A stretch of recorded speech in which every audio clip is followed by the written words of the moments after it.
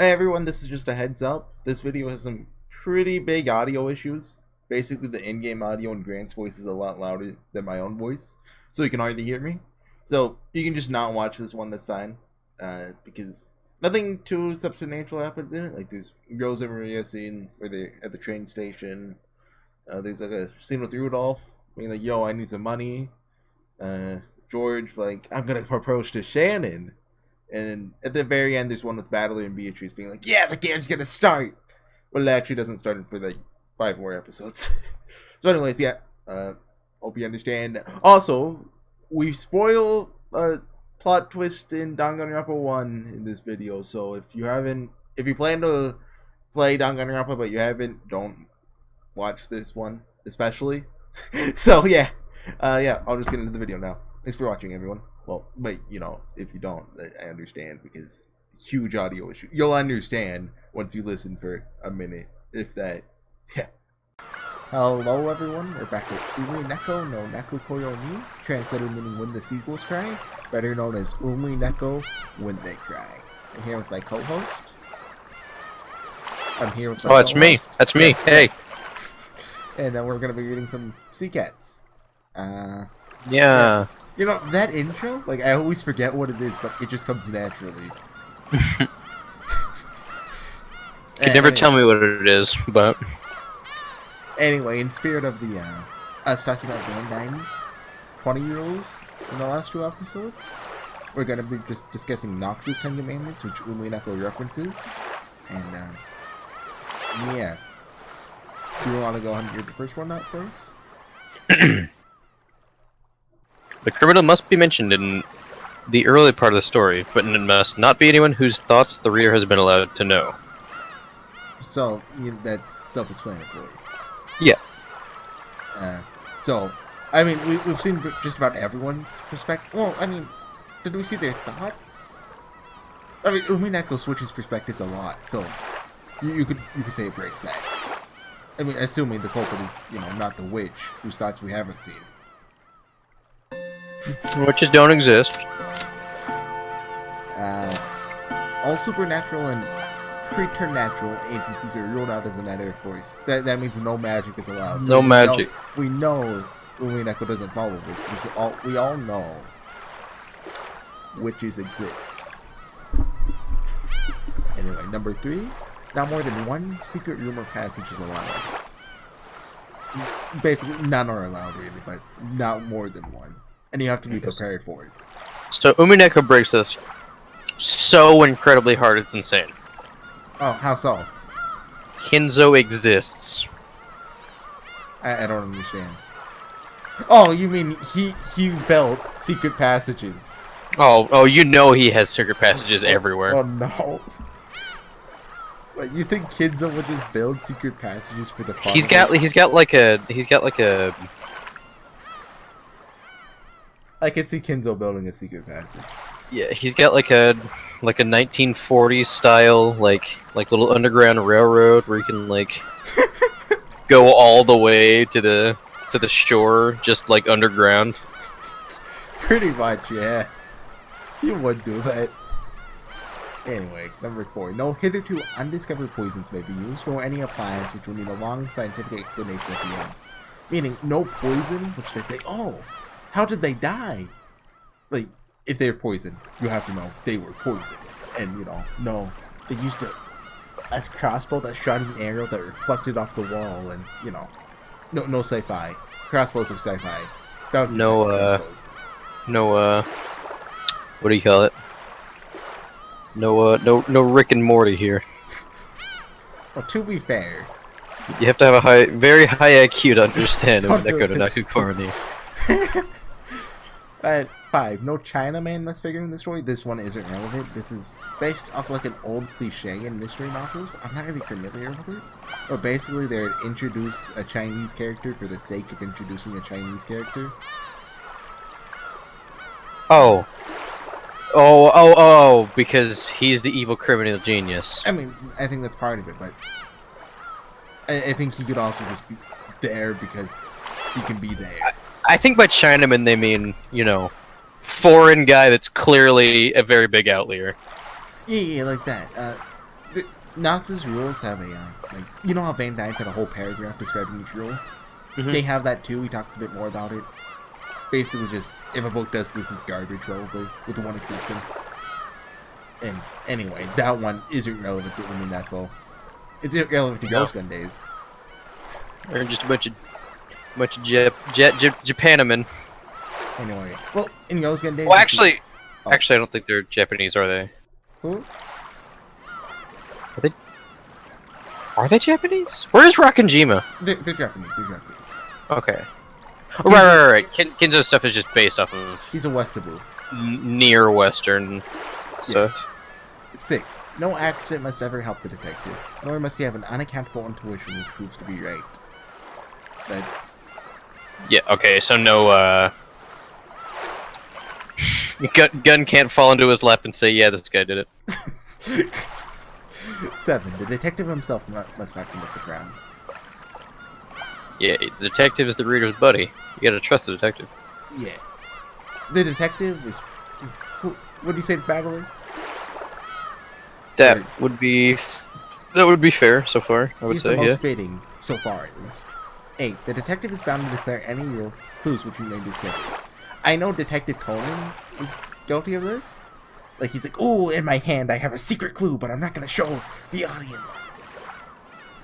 So, if there's a clue, they have to present it. Right. It can't be a hidden clue, which is just a deus ex machina. So that the reader can be like, oh. The psychic of the But- detective, the Watson, must not conceal from the reader any thoughts which pass through his mind. His intelligence must be slightly, but very slightly below that of the average reader. What do you say, Umineko as a Watson? That's definitely Maria. Shut up, Maria. Very slightly lower than the average reader. I don't think so. I guess the narrator, maybe? But we're the narrator. We switch back Oh. and forth. We're not the average reader. Oh. 10. Twin brothers. Or only very slightly. Okay, sorry. Okay. Don't worry. Twin brothers and doubles generally must start appearing unless you have been duly prepared for them. Okay. So no Mion Shion twist unless Mion Shion is introduced. Right. No Junko body double twist. It's a spoiler! You can't just spoil Doggone Rumpa. You just did. Okay, the first one's been out for a while. I'm sorry. Okay, yeah, if you haven't read the first one, what are you doing here? Anyway, do you have any thoughts on the Decalogue as a whole? Oh, Do you yeah, think- they are called. It's called a decalogue. Yeah. And do you think Umineko... What do you say this would be? Umineko largely follows all these rules. The more we read stuff about what do you call it? Mystery? The more we read stuff about mystery fiction and like what you have to do for this to be good, the more I see that Umineko follows these principles. I think you don't need to follow these rules to be good. Like, I know Agatha No, Christie- I mean, you obviously don't have to follow anything to be good, Yeah. but I mean, this is what people, or this is what these individuals who wrote these think you need to be good. I think Nox's is agreeable. I actually don't like Van Dyne's rules. I wasn't sure how to feel about his. They seemed way too specific. like he read a bad mystery novel once and he was like, I'm gonna go write about this. I mean, back then, I'm sure there were a lot of people doing a lot of stupid tricks that people didn't like. Because detective fiction was huge back then. Yeah. Back in the 20s and 30s. It was the butler. Yeah. Just Of course it was stuff the like butler. Of course it was. that. And lastly, I'd like to share a quote about Umineko that I feels largely helpful. Read Umineko. If mocking a rider hopelessly outmatched by his own mediocre intellect was the point of the book, then Umineko would have made a far better subject. Umineko is crafted to be ambiguous in ways that trigger endless form threads, which is a literary equivalent of clickbait. Yakushio 7 said that. He said that about his own book? No, Or his own, George Henry Shaft said that. Oh, I told you a bit about this guy. About Umineko? Oh, George Henry Shaft. That was the The actually insane guy. yeah, the guy that is obsessed. He wrote a whole novel about Cross Channel and retranslated the game itself. Which, Cross Channel, it had a bad translation. He managed to make an even worse translation. As far as I don't even know what cross channel is, and it sounds awful. It's made by the lead writer of the same guy who wrote Rewrite. Oh. I've heard it's actually pretty good. So he tried to turn a Kamiga into a Kasage? Yeah. Anyway, we're on the first day. Go ahead and load in if you haven't. I have. Okay. They're eating breakfast. I have to reload the first day animation. I'm sure you did too, probably. Yes. Okay. You want to narrate this time? I was prepared. I'm sorry, what? Cool. You want to? Yeah, I'll narrate this time. You narrated last time. Sorry. They had eaten Oh goodness. They'd eaten breakfast at a coffee shop in the station building. They'd eaten coffee. Sorry. They had eaten coffee at a breakfast shop in the station building. By chance, the inside of the shop had been decorated with Halloween colors since it was October. We're 3 days late. It's actually for November. once, we're not waiting a month to read Umineko. To quote Grant, I am excited to read Umineko. He said this. Not me, he said that. Don't tell anybody that. Maria seemed to be awfully pleased with that. For quite some time, she talked loudly inside the train about wanting to have a Halloween festival. Without caring, she was attracting the attention of others. Halloween is popular in Europe and America, but people aren't that familiar with it in Japan. The shopping district was colorfully decorated with orange pumpkins. Oh. But the costume parades of children demanding sweets and saying trick-or-treat were nowhere in sight. I forgot about Maria's sprite. Oh, his sprite? Yeah. I want to wear these clothes. I want to look like a witch. Ooh. You know. Who voices Rosa? Oh yeah, I'm every girl but like 2. No, you're child incarnate. Oh right. The family conference isn't for playing. We're going to meet grandfathers, so you have to dress up nice. While it wasn't completely full inside the train, it was really packed, with almost all the seats occupied by passengers. Maria was making a fuss among them, stomping her feet on the seat while Rosa scowled at her. Rosa had warned her many times to lower her voice, but Maria hadn't obeyed her at all. Oh no. Once Maria got like this, no matter how much he tried to explain the situation or calm her, she wouldn't listen. Before, Rosa used to pamper Maria and give in to her at times like this, but that had probably been a mistake. Surely Maria had gained the mistaken impression that throwing a tantrum long enough would make her mother go up and do what Maria said. Rosa had realized that error with the help of an educational book, and since then, she'd hardened the part of her heart that wanted to pamper her beloved daughter. She read a book about dogs. A book about dogs? Her mutual understanding with Maria began to grow weaker and weaker, and she began to get discouraged by her own powerlessness more and more often. Halloween! Halloween! If you don't give me sweets, I'll play a prank. I don't have any sweets to give you. We just ate breakfast. If you don't give me sweets, I'll play a prank. Do you think this is supposed to be trick or treat, or do you think it's just long form of trick or treat? If you don't give me Column A, column B. I'll play a prank.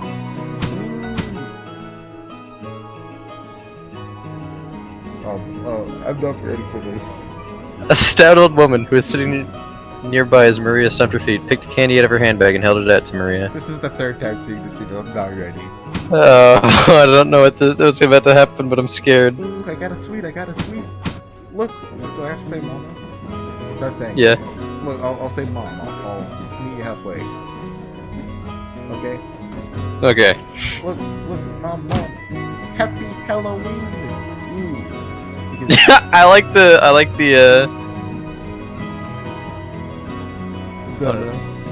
arrows? Yeah, I like the alligators. Hey, Maria, you can't just accept sweets from strangers, right? Give it back! Oh, don't worry about it. Oh. I'm an old lady. She's such a cute young lady. How old is she? Maybe there was no malice in the old woman's words. However, Rosa seemed to find that remark extremely humiliating. Maria, haven't I always told you not to accept sweets from strangers? Ooh. She gave it to me. Ooh. No, it's mine. Well, I mean, if someone in a band gave you candy, they gave it. What is happening? Let go of it! How many times do I have to... Okay, listen, this text can't keep doing this. How many times do I have to tell you to do what Mama Is says? the text being slow? Yeah. It's mine. Mine. Ooh, ooh, ooh.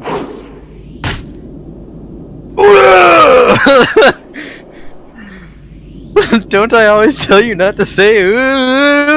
Ooh, ooh. Rosa reflexively hit Maria violently on her cheek. Oh my god. In a flash, Maria started crying loudly.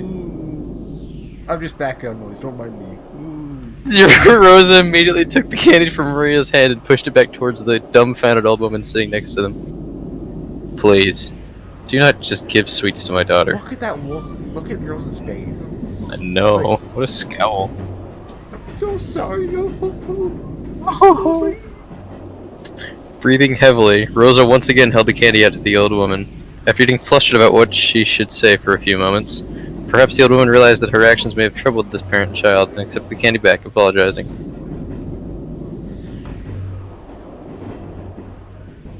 That's her dead inside face. My Umineko volume on? Yeah, okay, yeah, but there's no music, okay. Oh, there's music. No, that's just sound effects, okay. There is no music going on? I thought that was a sick drum beat. After that, Rosa finally took notice of her surroundings. Her daughter's clothes were open. She was crying and shouting with her nose dripping, and there were many dumbfounded passengers watching them. Except for the sound of the train running, the interior was completely silent. Fortunately, that pitiful silence didn't last more than a short while. However, it was followed by an even more painful atmosphere as everybody began to whisper. Wait, hold on, there's something I want to see if I can do. Do you think I can play the Umineko volume and your, like, the Discord volume through two different things on OBS? Well, I don't know.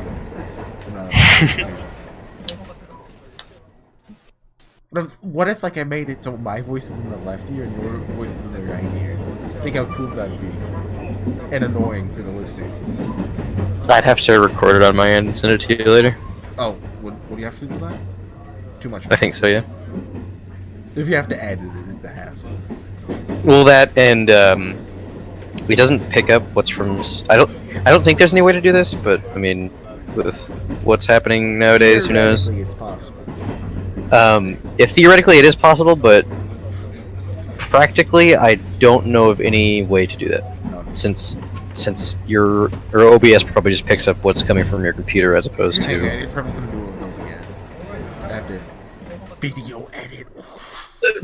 Okay, let's get back to the video. People are bored. All right. Maria shouted, cried, kicked, and stomped her feet as usual, paying no heed to the people sitting around her. Ooh. Impulsively, Rosa tried to slap her again, but she noticed the cold eyes of the people in the train. And couldn't. Dang. They stopped child abuse. When the train stopped, Rosa forcibly pulled Maria's arm and got off, almost dragging her daughter along. Maria didn't stop crying. Rosa took her to the end of the old platform and hit her cheek again. At the moment she was hit, Maria stopped crying for an instant, but before long she shouted and cried even more than before. Overwhelmed with emotion, Rosa grabbed the nape of Maria's neck and dragged her, tugging at her hair. What the hell? It hurts, Mom, it hurts. Stop child abuse. Didn't I tell you to shut up? That ooh of yours! I told you to stop! That's the reason you can't make friends in class, right? Get a hold of yourself! Why are you still a kindergartner inside your head? Why can't you do what Mama says? There's a scene Why? Nazada! There's a scene in the future that makes this seem like 10 times sadder. I don't want to say anything about it, but I feel bad. Like, a lot bad. With those severe words, Rosa hit Maria's cheek over and over again. The more Maria cried and shouted, the more Rosa hit her. And the more Maria was hit, the more intensely she cried and shouted. Mom, it hurts. It hurts. Mom, save me, Mom, save me. What? Why can't you stop saying ooh? This is exactly why you can't make friends. This is why Papa's business What the hell, dude? I love Rosa. Oh my god! This is why! So, you see, her dad's not actually on a business trip. Oh, is that a fact? Excuse me, ma'am, is everything alright? I see child abuse. Do you want something? The one who timidly called to her was the station attendant. Rosa glared at the attendant with a look that said, "Don't butt into the problems of a mother and child, stranger." Do you think she'd beat up the station attendant too? Yes, of course the attendant surely hadn't wanted to get involved either. However, Rosa had been yelling on the platform for much longer time than she had imagined. Her emotional scolding had led the passengers on the platforms to advise the attendant to call out to her. Rosa yelled at the attendant, saying not to worry anymore, since they'd be getting on the next train. And then, finally, or rather for the second time, she noticed the passengers on the platform staring at her from a distance. Rosa sweat slightly and felt a breeze make her sweat go cold, tormenting her. Maria still kept on crying, shielding her own head. Of course, if this beating continued, she'd probably keep crying indefinitely.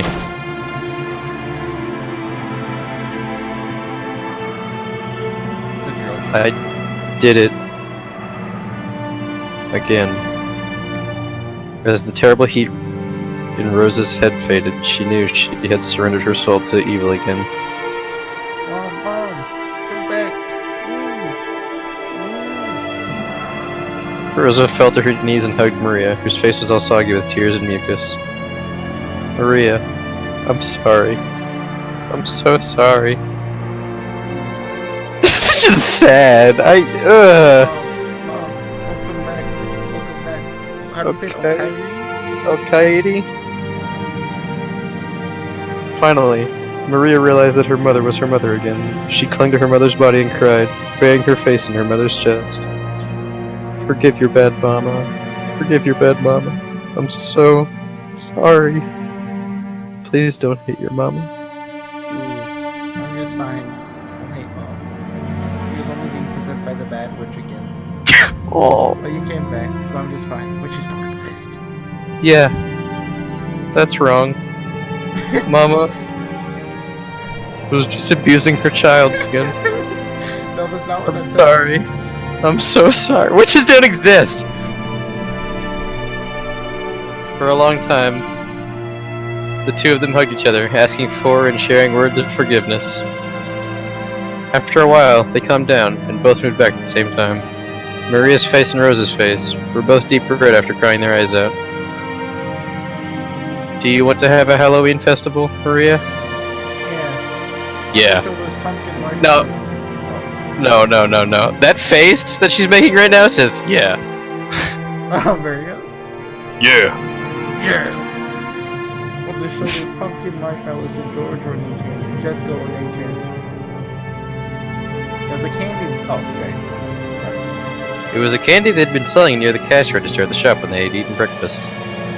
Or where they'd eaten breakfast. A fancy sweet that had a big orange marshmallow in the shape of a jack-o'-lantern attached to the tip of a stick.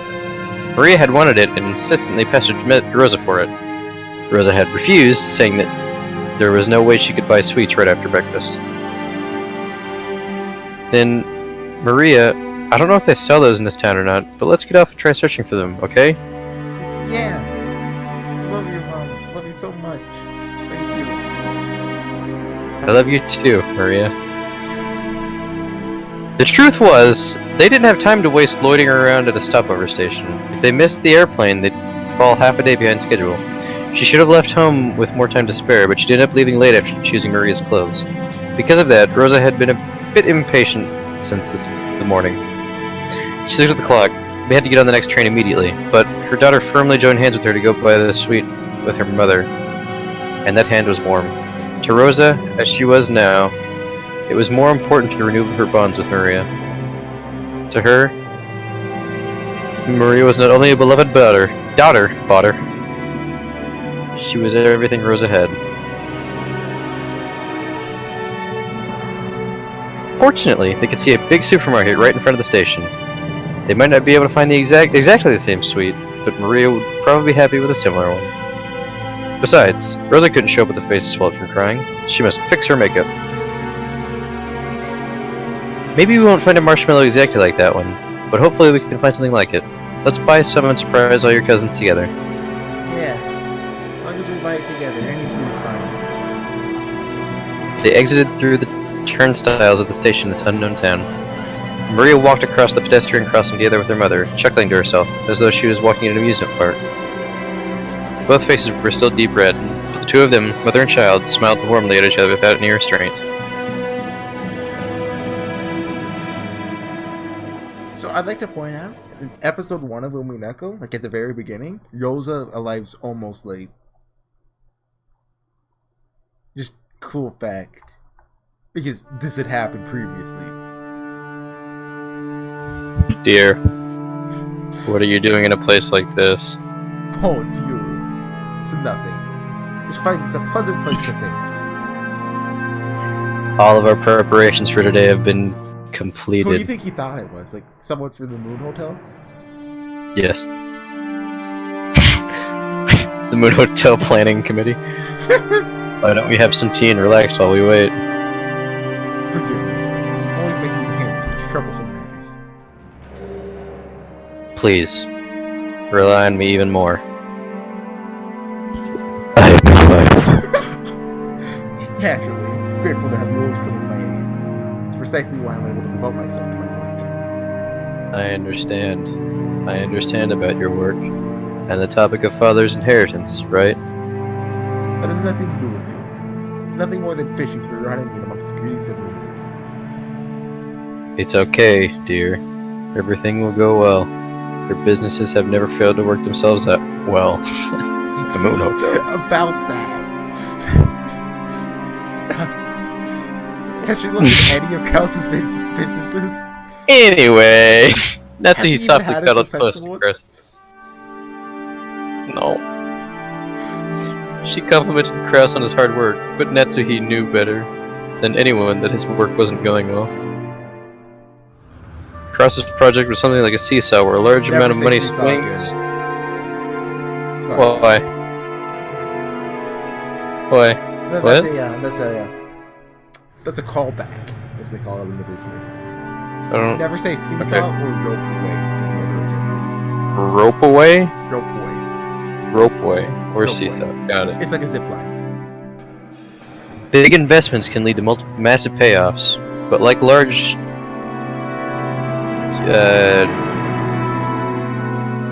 seesaws, they tend to shake a lot while moving very slowly instead of showing immediate results. At times, it's possible to make further investments so that the seesaw inclines faster towards the side you want. Of course, you'd only do that if you were confident you'd be able to recover all of your investments in the not-so-distant future. Whoa! However, the seesaw's crest shows never turned out as he would have liked it to. His foresight wasn't wrong, but the times were moving sluggishly. They never managed to catch up with him. For example, oh my god, they say this so much! For example, think of a literal What if it's seesaw for placed in a example, park. like a ropeway. It's a really popular item, so there's always someone playing on it, and you've got to wait a long time for your turn. Let's say one day you spotted one of those seesaws that was completely unused, and you raced to grab it first and have it all to yourself. However, unless someone got on the opposite side of the seesaw, you wouldn't be able to play on it. What if lots of time passed and no one came to the opposite end? Seesaws are popular, so if you wait long enough, a companion will surely show up. But Kraus noticed something. The weather's getting worse, so nobody's coming outside to play. No. But seesaws are popular, so You think he someone will started a seesaw surely business? come back. Yes, yes he did. And he started one in the middle of winter.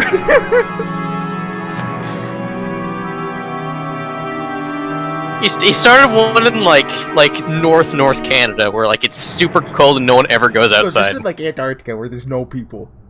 Just like Yeah. a couple hundred scientists. It's a penguin seesaw business. Oh, that's actually pretty cool. I'd buy that for great. Penguins don't have money. I miss Great. I miss Great Coon too. But seesaws are oh yeah. If he vacated his place because of the worsening weather, it would certainly be snatched away. And once again, he'd end up longingly gazing from a distance at someone else having fun on the seesaw. On one side of the seesaw, he continued to wait patiently, all alone. Both of these describe my childhood. That was Krause's project in his current situation. I've only added a bit more courage and self-confidence to believe in my own foresight. Oh, never. It failed. Yes, that's true. Your foresight is never wrong.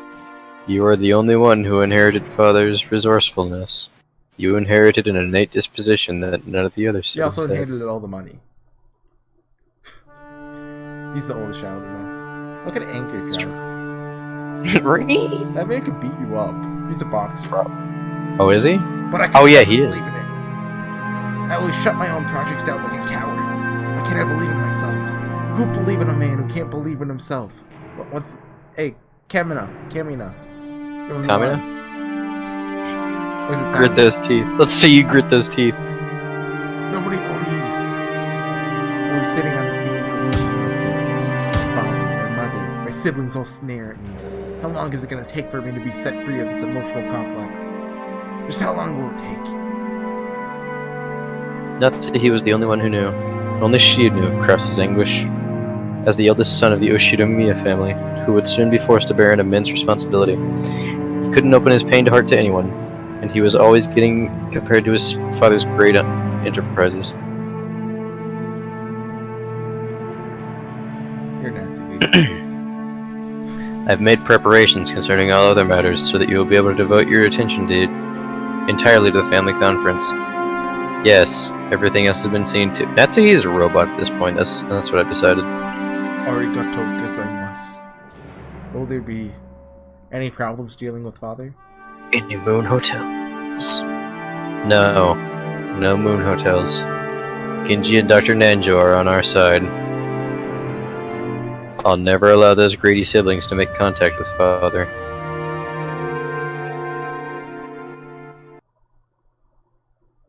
Moon hotel. Who's Goda? We have to play rock, paper, scissors. Okay. Rock, paper, scissors. Rock, paper, scissors, shoot. Oh, I got scissors. Damn it! Ooh, let's go. Hello, Goda here. Yes! Please leave it to me. What kind of... My name's Wilbur! Did that kind of sound like Jar Jar Binks to you there? I'm anxious to put my skills to work for the big annual job. In the kitchen. Oh, wait, sorry. In the kitchen. He's in the kitchen! He can't lose! He can't lose! Multicolored ingredients were gathered and the preliminary arrangements were promptly being started. Even though it was still morning, the ingredients for dinner were already in saucepans and steaming. Normally, he had to deal with several assorted matters, but on the day of the family conference, he could devote himself entirely to the cooking. To Goda, who was originally a chef, this was surely the greatest gala occasion of the whole year. By the way, episode 2 is Goda's episode. He's the main character now. I was just a side character. I sincerely hope this is all true. Yes, dinner will be the camp steak. A wonderful cut of meat is already anxiously waiting for tonight in the refrigerator. Please be sure to look forward to dinner. How's that voice? Is that Goda? It's amazing. It's perfect. I've never heard a more perfect Goda voice in my entire life, and I've heard a lot of perfect Goda voices. Oh, tons, dozens. Did you know At least Ono 6. voices Goda? Does he? No, Battler is. I know he voices Battler, but I need to install that so I can hear Battler talking to me. Yeah, I mean, you could, but, I mean, for me, if I had started, it can be an issue with us talking, you know? But I actually recommend you install the voice badge. The voice acting is actually great. Because I just remember Battler going, and it made me laugh. Yeah, they did it when they were on the plane or whatever. Oh, the fall! Wait. Yeah. Okay, anyway. Yeah. Oh, fall! Let's stop making fun of Battler. It was rare for Goda to be in this good of a mood towards his fellow servants. Goda bragged about being Yoshimiya's family's personal chef, and knowing he was considered worthy display his excellent cooking at the family conference was his greatest honor. Understood. I'll leave everything to you. Also, is Kumasawa there? I'm guessing this is Genji. Genji. I think Genji was earlier because he said understood. Oh. Oh, so, okay, Kumasawa. I meant to see her earlier, but she's not here. Perhaps she went to get things ready in the guest house. Would Genji say loafing around? You just take this person, for now. I think this is canon, actually. What if it can? Huh, it could be canon. She's loafing around again. No, it's fine. Please continue with your work. Yes, leave everything to me, Goda. No, I don't think Goda would talk like that to canon. I think this is Genji. Oh, it was Genji the whole time. I'm a genius. Umineko lore we get tricked I actually by the have my trick. lore book up. That's all the lore of Umineko, like the phone call with Goda and Genji, which is vital to solving, you know, the It's like page 35. It's not even. Come on, man. It's not even deep in the book. Genji placed the telephone back in the receiver, sighing lightly. Genji sighed once again. Sighed twice. To do cat meow. Thinking of. Maybe? I think I heard a cat. Or maybe Generoso.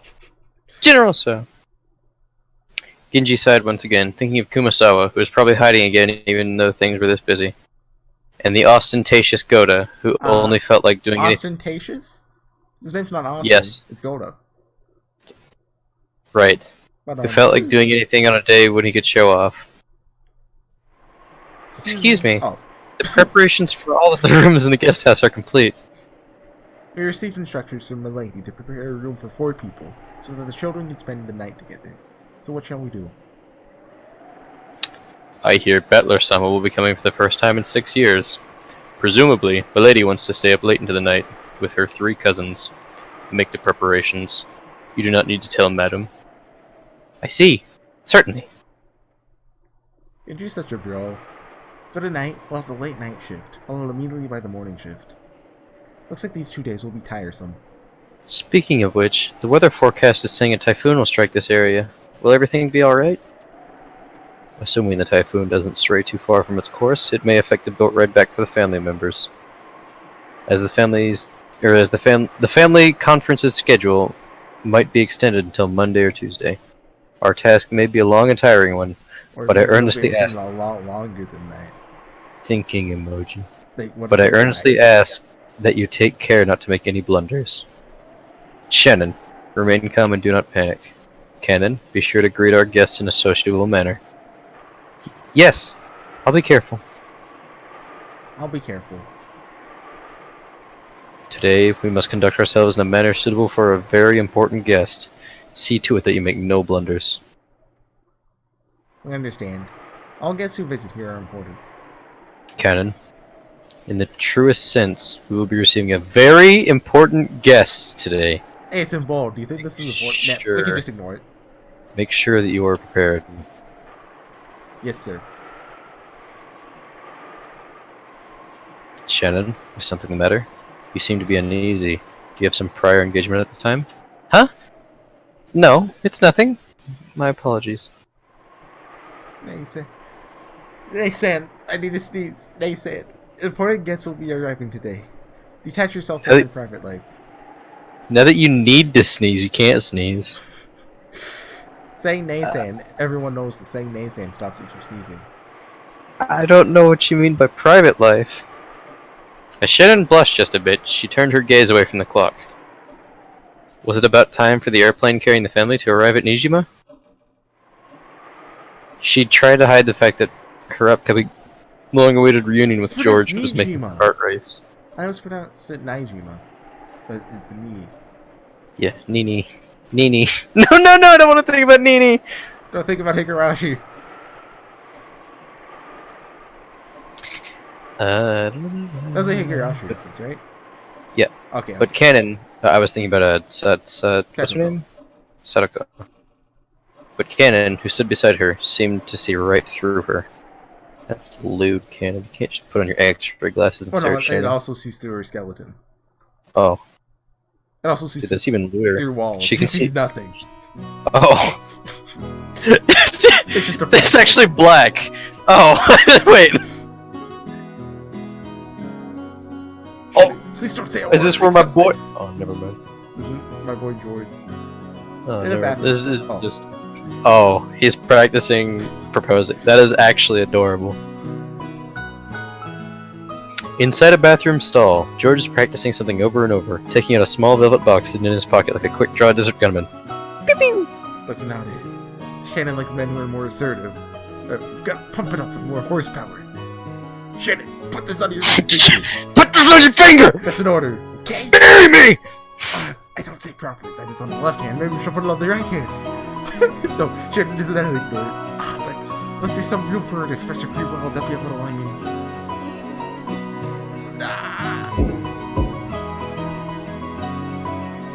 You're Wow. What? You're the next character speaking. As he crossed his arms, muttering, someone knocked on the door. George was snapped back to reality. Hey! George Coon! You okay? Got a stomach ache or something?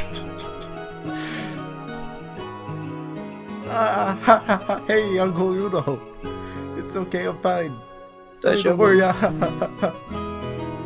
Really? That's good then. But you know, you're straining way too much. Your ass will burst. Rudolph washed his hand, laughing cheerfully as he left. George, realizing that the most embarrassing part hadn't been overheard, relaxed and felt immediately relieved. Extremely. Make Rudolph sound more like the cool but creepy uncle. Because that's exactly what he is. I have no idea what that sounds like. Yeah, me neither. But that's what he is. The cool but creepy uncle. I mean, not to bad, he's his dad, but to everyone else. Cool but creepy uncle. Yeah, that is actually the voice I'm doing for him. Is it? I guess it kind of Kyrie! Isn't Rosa here yet? Not yet. She's pretty late. It's a good thing the weather's delaying our flight. If the schedule had gone on normally, she would have missed the plane. What did she plan on doing then? Rosa-san is very much an adult now. She'll manage it somehow. No matter how old they get, older brothers always treat their younger sisters like children. I don't have a battler voice. This is the first time I've had to read battler.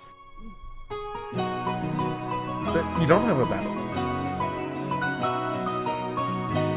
What does battler sound For my like? protagonist voice, I usually just use my normal voice, but a bit like higher pitch, like a bit more excited. Of course! Dad's always a kid, no matter how old he That's gets. actually probably the best you can do. What'd you say? If I'm a kid, that'd make you a baby. Come on, Battler-chan, up you go! Stop it! That tickles! Stop! You look more like two bratty friends than a father and son. Look, she's here. Wow. Oh no, this guy! You're Hideyoshi. Yeah, I forgot what Hideyoshi sounds like. Oh, ho, ho, ho, ho. Play the footage back to me. Okay, hold on, let me get that up. Make him sound like Santa. I was actually Santa in my second grade school play. Oh. We've got the beard for it. I've got the beard for it? Yeah. I don't have a beard! You have a neck beard. Ooh, Right. Gotcha. Oh! Because your neck beard is a slang for calling someone like. If it isn't Rosa-san! Maria-chan! Long time no That's see! perfect. That's perfect. Long time no see. Ooh. Maria! Shouldn't that be it's good to see you again? Greet Hideyoshi-san properly. Ooh. Good to see you again. There you go! Well said. How about some candy as a reward? Oh no! Oh. Don't offer me a candy. No. Put it. You think Hideyoshi was actually the old lady in disguise? Yes! He's just trying to get a repeat of what happened last time. He actually hates Maria. I'm convinced everybody in this just hate Maria. Like Goda, he made the rose hip thing out of the rose that she left in the. And the only person who doesn't know what's going on is Maria and Rosa. actually made the rose out of Rosa's face. Wait, was Rosa's face? No, it wasn't. No, it wasn't. Never mind. Did I miss a line or something? You're Kyrie, right? You never said, oh, huh? Where'd I put it? Oh, I did, but... Oh, you did? Okay. Rosa-san, it's good to see you again. It's good to see you too, Mara-chan. It's been too long, Kairi-ne-san, Hideyoshi-ni-san. Isn't it Kirei? I actually have no idea. Other people pronounce it as Kirei. Kirei. I'm just gonna keep trucking along with Kyrie. Okay, that's what I did for 8 episodes, so I mean, can't go wrong with that. And, oh my, Battler-kun? Look how big you've gotten. Ah, come on. It's embarrassing to hear that from everyone I meet. Hey, Rosa! You're late. If the plane was on time, you'd barely have made it. I'm sorry, we had some trouble making our train connection. So I think this is the exact same scene from episode 1, just not from Battler's perspective. Yep. So, are we waiting on the weather again? Oh, don't complain. Aria. I was trying to the 30-minute plane trip to spending 6 hours bouncing about in a boat. Even if we're kept waiting here for an hour, it's still much faster overall. Aria. Is that Maria? You sure have gotten big. She's at that growing age. You haven't seen her for 6 years, right? Of course she's changed. Women are creatures who can be born again in a single day when they have a change of heart.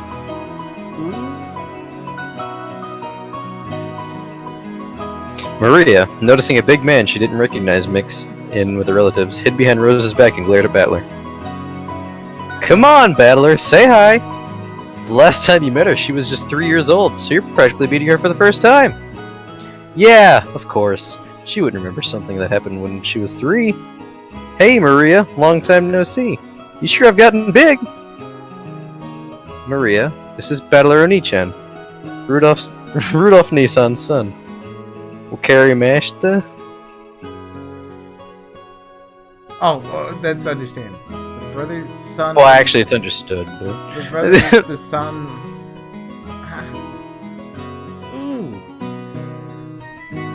She was obviously on her guard. After all, it was hardly surprising that she'd be scared if a large guy like Battler suddenly started speaking French.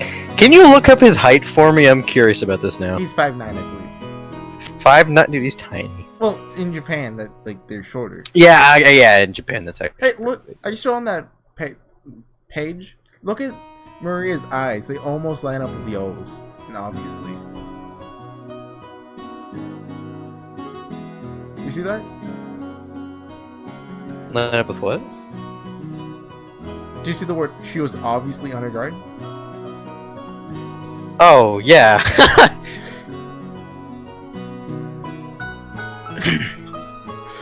The large guy that Battler started speaking frankly to her. Battler noticed that as well, and thought of various ways he might approach her. Then he spotted the candy she had in her hand. It was the jack-o'-lantern sweet Rosa had bought for her. This actually diverges from episode 1. Or this wasn't shown. It could be either one. I see. It's October, so that must be for Halloween. If you don't give me sweets... If you don't give me sweets, I'll play a prank, right? Normally, trying to snatch a sweet away from a small child would result in them crying and screaming. The adults seemed dubious about Battler's tactics, but Maria looked unexpectedly pleased, her face splitting into a wide grin. Halloween! See, Mom? Battler also knows about Halloween. See? Nah. Hey! Call him Battler Oni-chan. Sorry, Battler-kun. No, don't sweat it. Please, call me Battler, because I'll be calling you Maria. Look, Maria, it's Halloween! You don't give me sweets, I'll play a prank! You don't give me sweets, I'll play a prank! Yeah! What is the difference between kya ha ha ha and giggle? Oh, kya ha ha is... Kya ha ha! You see? From inside her purse, Maria picked out a jack-o'-lantern sweet similar to the one she had in her hand and presented it to Battler. When Battler accepted it, that seemed to be enough to confirm their friendship. The adults were amazed at how good children can be at getting along with each other. Battler's like 18, he's not a child. Battler's basically a child. Battler had been throwing a tantrum. Oh, Marie had been throwing a tantrum. Marie had been throwing a tantrum because she wanted a Halloween festival, so Battler, who knew about trick-or-treating, must have felt like an ally. Her defensive posture from before was completely gone. Now she was all cheery, as though they'd been friends for decades. That's right, Halloween's a pretty minor event in Japan. You always see people marching in costume parades in the news from overseas, but I've never seen it here. Even though cosplay happens all the time. In Japan, they're just constantly in cosplay. That's how it works. Yeah. I wanted to wear a costume too. I wanted to say trick or treat with all the cousins wearing the costumes. I see. Next time, let's do it together. What would you like to dress up as? Battler, you're making a huge mistake. A witch! Be a Turishi! And that's when Battler knew he messed up. Oh. Thank you for cutting the scene.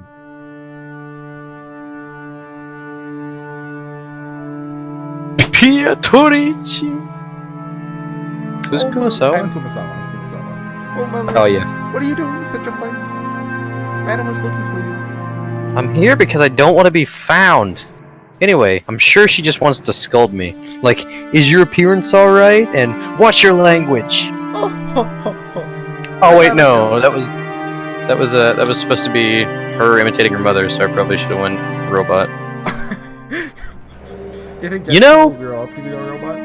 I hope so. No, she'll grow up to be a person that dresses up like a witch. When the day of the family conference comes, I always start thinking about this witch for some reason. Oh, and what might that be? The family conference is the day when everyone related to grandfather gathers. I hear that this time, even Battler's going to be coming after 6 years. What if, just like that, some relative who hasn't shown themselves for several decades suddenly showed up? That's what I'm always thinking about. Could a relative like that exist? I mean, Biatorichi-sama, nobody knows her background. Could she be grandfather's mistress from long ago? What if one of her descendants suddenly appears and tell us to return the gold we were given, or something? Hiro-sama and the others will probably discuss the master's inheritance problem this year too. Once they get so fired up talking about the witch's gold, we can hardly be surprised if that witch herself were to show up, yes? Kumasawa-san, I guess you keep quitting and getting rehired, but you've been here as long as Genji-san, right? You know more about Biatorichi, don't you? Who knows? Even if I try to remember, this old woman here can't even recall what she had for breakfast this morning. Kumasawa. As she looks away. Replying, Eleanor. Yeah, doubt. Kumasawa-san, you're always dodging with those excuses, but you know something, right? Sometimes you feel kinda devious, like you know something and you're laughing behind our backs. Oh, that's harsh. I don't have any secrets. The only thing I can say is that Beatrice-sama is the Golden Witch, and that she's the other master who controls the night of this island. Okay, now you're just repeating stuff Grandfather said. said. Why can't I just displease look at Jessica? Must be a pain to play along with Grandfather's crap. I say magic exists. Even though you get paid for it. That's the face I make when you like do anything, TBH. Did you just say TBH? That's the face I make when you say TBH, TBH. Lit. However, I can say this much. What? Do you think Kumasawa is the old lady who gave her the candy? Maybe. In ancient times, Yakajima was feared and called Azuki Shima, the Azuki Bean Island. Azuki is said to be a corrupted form of Akujuki. In fact, it was called Azuki Shima, the evil appetite island. This one is told amongst the fishermen. Where'd that up? Sorry.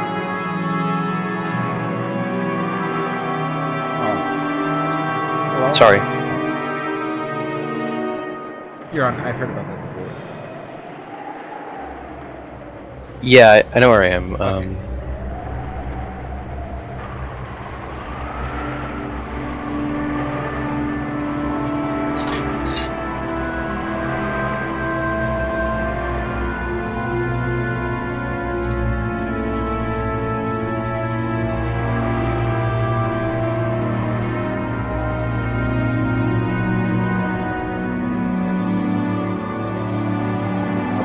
Take your time. I'm so sorry. We're not live here. Because we aren't live here. Yeah, I would recommend cutting for just a sec. You know what I'm gonna do? I'm not gonna cut. I'm gonna entertain the audience. Okay, good. Okay, audience. What we're gonna do? We're gonna look at the character profiles, and I'm gonna hover over the person who is Beatrice. Okay? So, again, in post, you can look and see who Beatrice is if you want spoilers. Okay? Okay. Okay, I did it.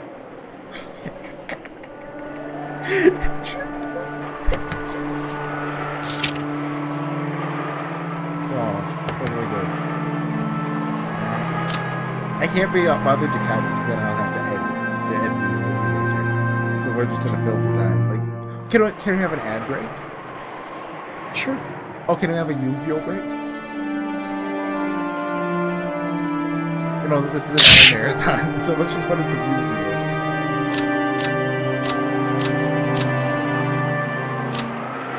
Look at those white shoes.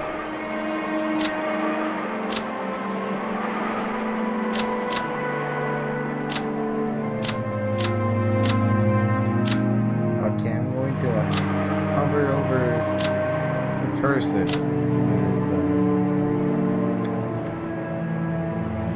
I'm trying to think of a joke involving Canon's name, like, canonically, but I'm not clever, so. I'll hover over the person who's the best cook on the island. Let's go, though. Okay, sorry, I'm ready. I did got a message from my girlfriend, so I had to answer that ASAP because I haven't talked to her all day. Your girlfriend is more important than Umineko? Yes, she's been extremely sick for like the past week, so it's kind of a big deal if I get anything out of her. Thank you. Well, I mean, I'll just have you know that Umineko's more important than your sick girlfriend. Your sick girlfriends, that's a death flag. You don't want a death flag in your life. Like, you'll say something like, I've got to do this because I got a girlfriend at home in the hospital. If I get any sort of flags out of her, then it's a good it's worth it. It's an incurable disease that the only way to cure is with money. I've got to do this. That is me right now. I just finished my resume. Okay, let's go. We've been waiting too long. I'm sorry. I've heard about that before. Supposedly there's lots of sunken rocks and shipwrecks around here, so the fishermen got scared and they stayed away whenever they could, right? Evil spirits settle down in Akujikishima that continually eating the souls of the people since ancient times. What a few people lost their lives because of this act. And a couple more are gonna lose theirs too. And 18 more. And then that monk, the traveling Shigenja or whatever, built that shrine, reposed the souls, and settled them here, right? Sounds pretty crazy, though. And that shrine for the repose of the souls was destroyed by an eerie, violent thunderbolt this summer, which tore up the darkness of the night. Remember the name? Kumasawa-san, you really like those old stories. Okay, sure. It'd be creepy if a thunderbolt took out a shrine. But, well, it was all worn out from the start. Maybe it just got washed away by some big wave. Hahaha. The evil spirits of Akujikishima awoke from their slumber and summoned Beatrice-sama. If Beatrice-sama happened to pay a visit to the family conference. If she does... Kumasawa fell silent for a moment. Jessica was pressing her to keep going, so that gap felt strange and eerie. When Kumasawa noticed that she had Jessica plenty scared with her silence, she grinned broadly. Well, now, I wonder what would happen. Oh. No, it's not it's an old lady laugh. Tosa Karin. This is Euro. Is it? I'm a genius. Whoa, that sounds great! Of course. Won't you be able to do better at work? You can get the chance to enrich your heart by living the good life every once in a while. I don't know if this Kirei or some businessman. Yep. Can't live right unless both your wallet and your heart are enriched, after all. Sure. I'll keep that day open. Go ahead and make some reservations. Okay. Don't even think of missing me. Yeah, I'm counting on you. I love you, Kyrie. See, I'm the Lord Master. That was pretty genius. You're the type of guy to kiss the receiver. Okay, Rudolph, this is stuff that even I want to do, and I'm pretty committed here. I can see you kissing your microphone. It crossed my mind, but I've never done it because that sounded stupid. You thought about it. I've thought about it, but I've never... Like, Try that thought it. instantly gets dismissed. Here, try it, and if your girlfriend calls you weird, just link this video and say it was a joke. It was a meme, you dip. Yeah, okay. After kissing the receiver, Rudolph hung up. Before his seat, there were several executives with their sleeves rolled up, eagerly awaiting the end of that phone They're call. just at like a meeting. They'll just watch him kiss the receiver. Sorry to keep you waiting. Have we heard anything from the States yet? Yes. They have a call from Dale Wannabe, the lawyer. Watanabe? Don't Wannabe. I'll transfer. Why is he's got an English name and a Japanese name? He's Dale Watanabe. He's half Japanese. He's Dale Watanabe, the lawyer. On the whole, how's it going? Well, there does seem to be one unfortunate matter. It appears the other party has no intentions of withdrawing from the trial. Guess there's no fooling them. Please, transfer it here. Understood. I'll do that right away. I'm doing like a salute. Like, I have to get a character to do this voice, you know? Yep. The executive ordered that the external line be transferred to a secretarial office. At once, the phone in front of Rudolph rang. Hey there! Mushy mushy. Sorry for the wait. Ishida speaking. Thanks. How's it going on your end? Hello, President Ushiromiya. Let's skip the pleasantries and get right into the main issue. We have good news and bad news. Which one do you like first? Might as well start with the bad. I hate fighting and there's no dessert. Very well. Bad news is that the other party is getting ready to prosecute. Just a few days ago, a similar trial was issued in a decision in favor of the plaintiff. The defendants were using roughly the same arguments we were going to use. They were rejected in every case. Afraid to say it, if we face the courtroom as we are now, it's extremely likely that each one of our claims will get rejected. So, that trial ended up being a total bust after all. And I thought their position was even more solid than ours. That hurts. Okay, what about the good news? Managed to contact the executives of the other party. Explained the situation we're in. Told them we have no intentions of tarnishing their brand's image. Managed to get an understanding. They'll send us their terms over the next few days. If these are carried out, they promise to withdraw their charges. This is their proposal according to the number 2 man on the board of directors. Your impression? To be honest, that their terms will be extremely severe. West made that changing the company name and the brand name will be inevitable. I think we'll be able to earn some leeway by playing with the amount of settlement money, making a public apology in a major newspaper, carrying all this out within a reasonable amount of time. They sure are making this complicated, when they could just tell us to go broke. They only recently switched to a new president.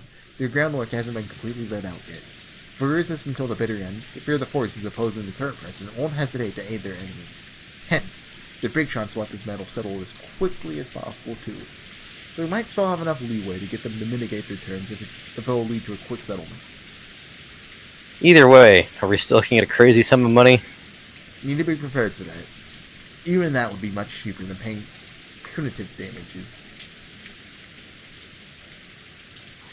Thank you very much, sir. Please contact me if anything new happens. We're paying you the big bucks, so no idle chit-chat. Thank you, goodbye. Thank you, goodbye.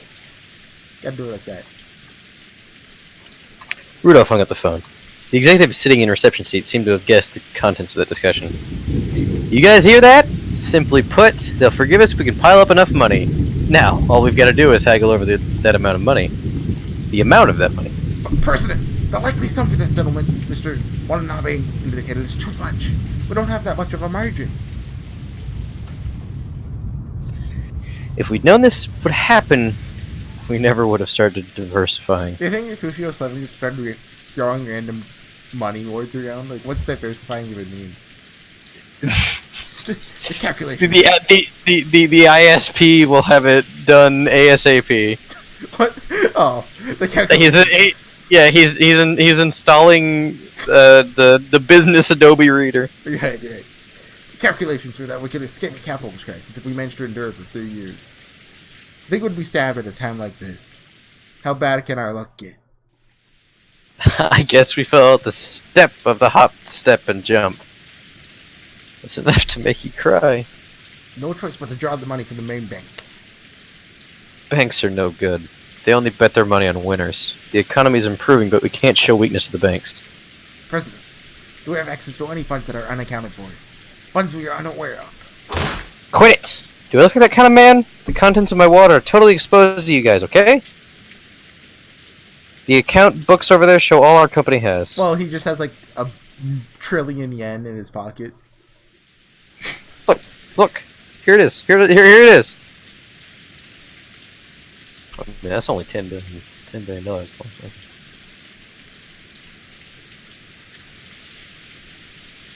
Hello?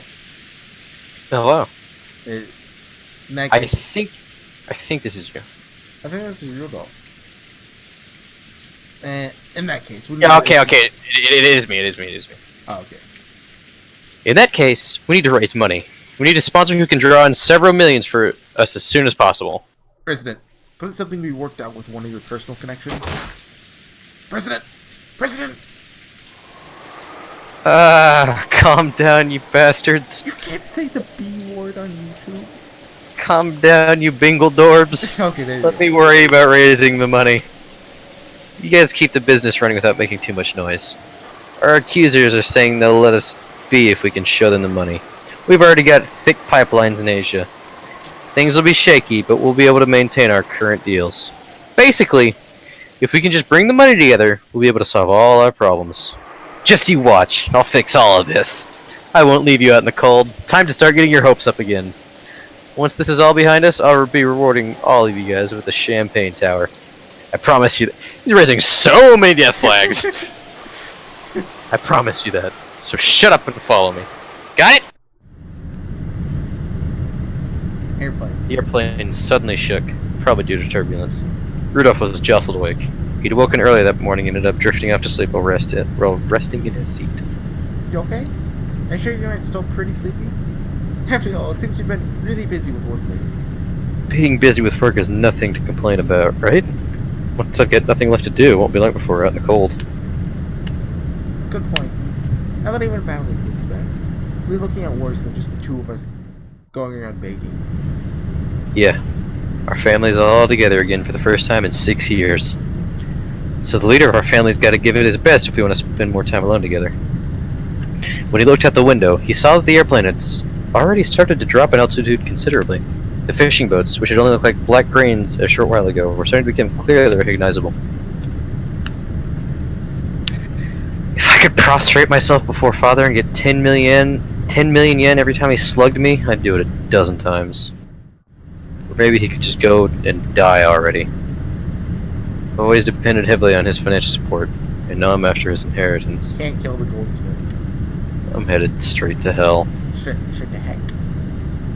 I can hardly complain if Father doesn't want to meet the man I've become.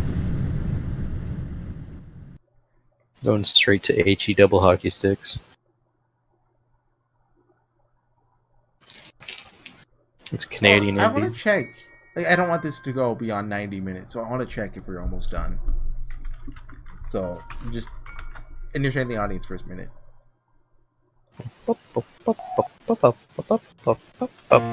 You're not entertaining them, they hate it.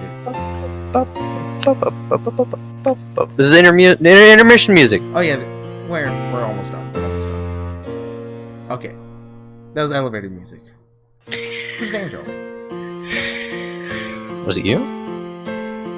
Yeah, I'm an angel guy.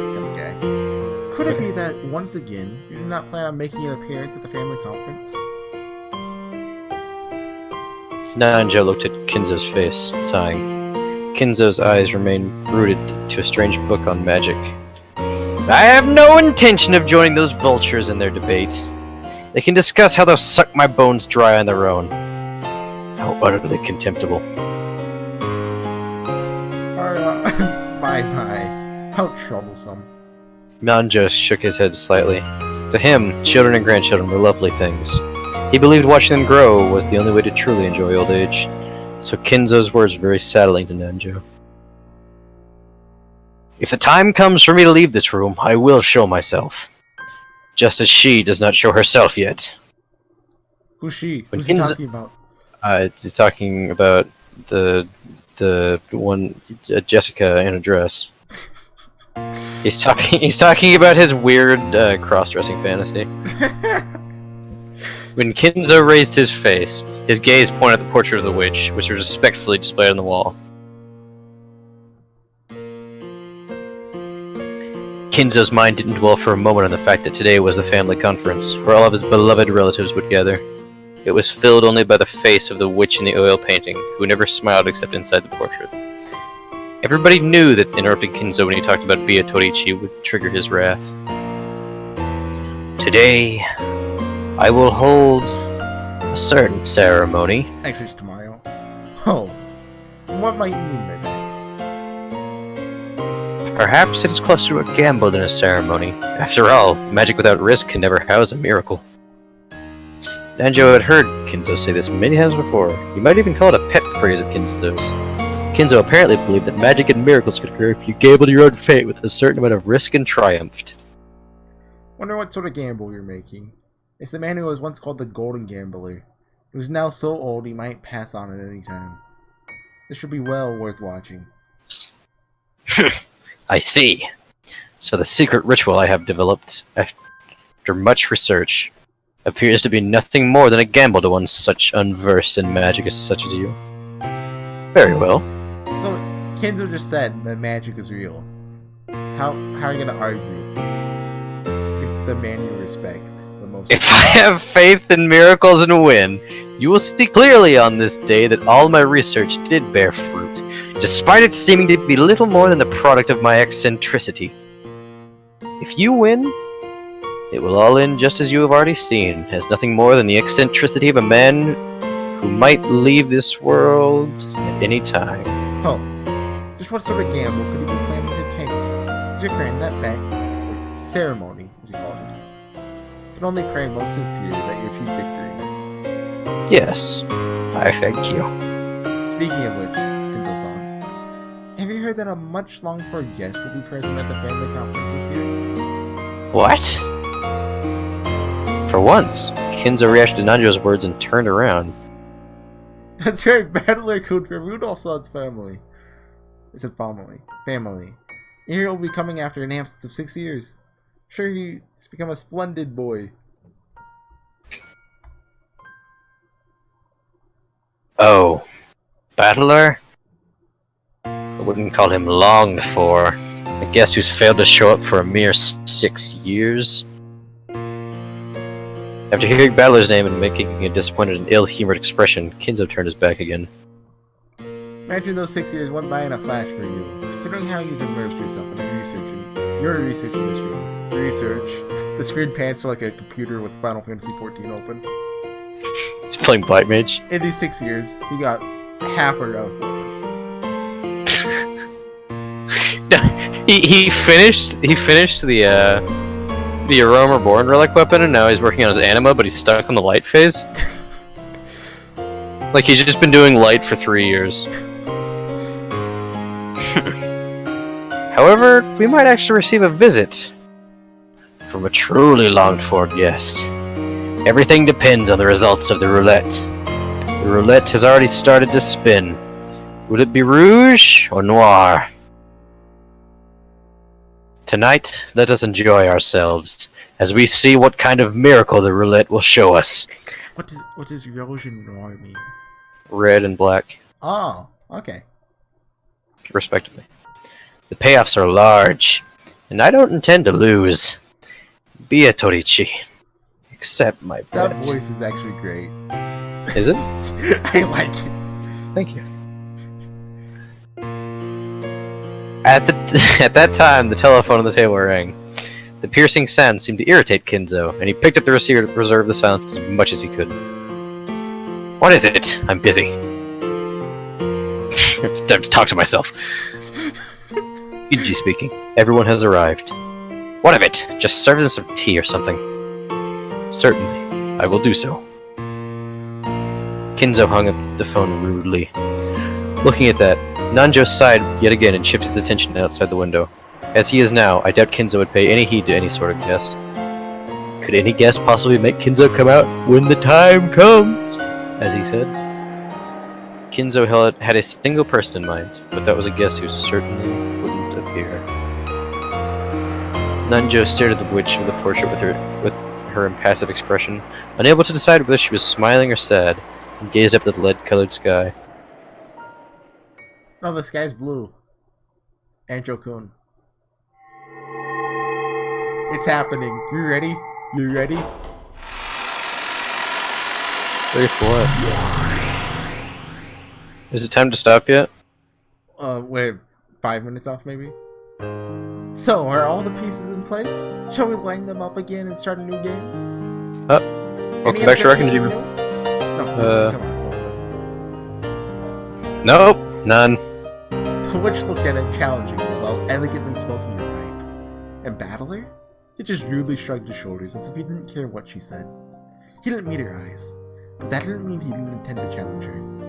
That showed his clear determination to never be taken in by this person's tricks. It was an expression of his determination to fight. Don't tell me you're jumping into this without a plan? I don't even know how you make your first move, so I've got no plans or anything. Go ahead and move first. Naturally, what do you say? How shall I break down your defenses? How many moves will it take to checkmate? This is where you'll see me at my finest.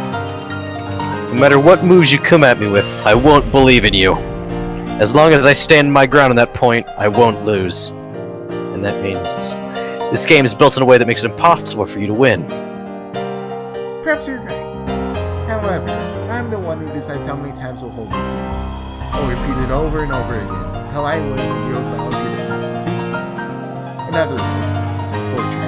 An eternal torture that shall continue until you surrender to me. Shall go on endlessly until you acknowledge me and the existence of witches.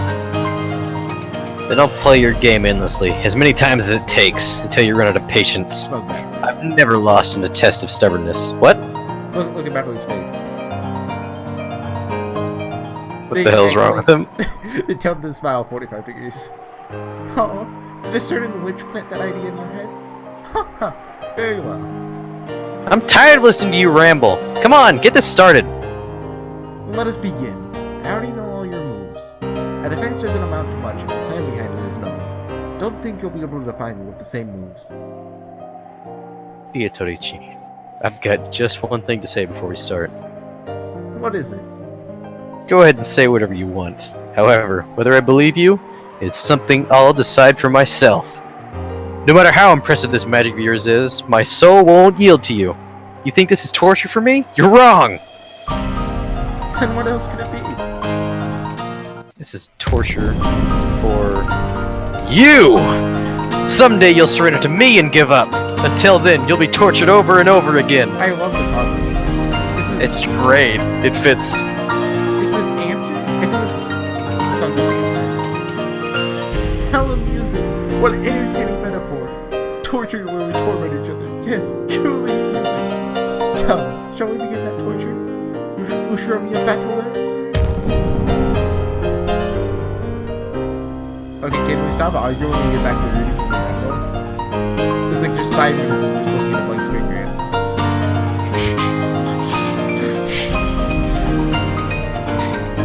Alright, yeah, I don't know what happened there. What is... This is the metaphor. I still think Black Mage is better.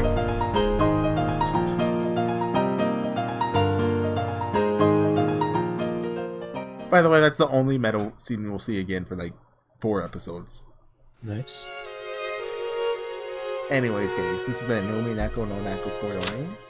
We'll be back next time, hopefully again in a timely manner, and for some more of it. I've been having a good time. You have a good time this episode? Yeah. You think it's getting better now since we're done with the... I mean, I just felt really cool yelling at you as Battler.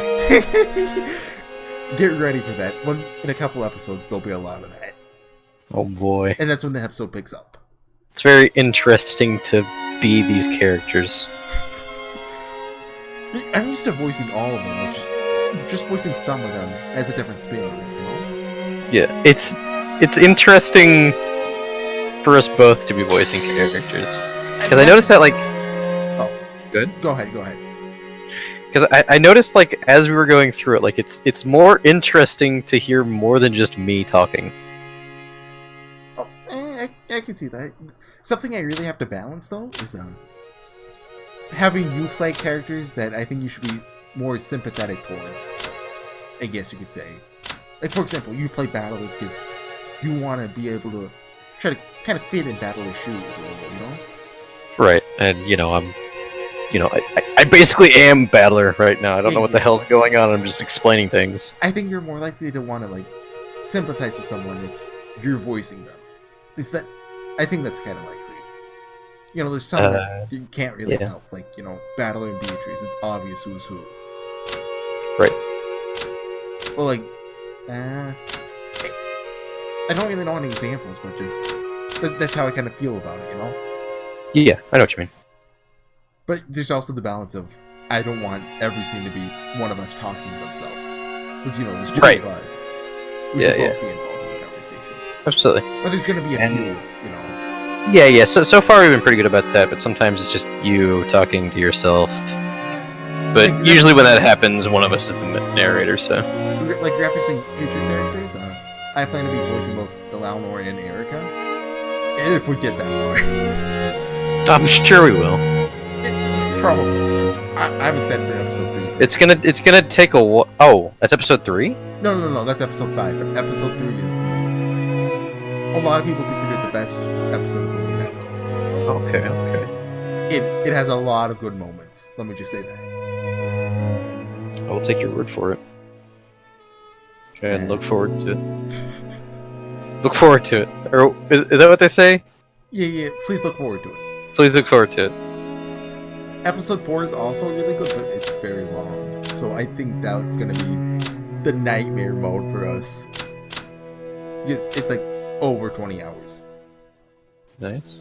And that's not gonna be a fun time. Anyways, guys, this has been Umineko. We're done rambling for today. We'll ramble again next time. And have anything to say goodbye? Die, Baba. Oh, that's an old one. Anyways, guys, see you guys then. Bye.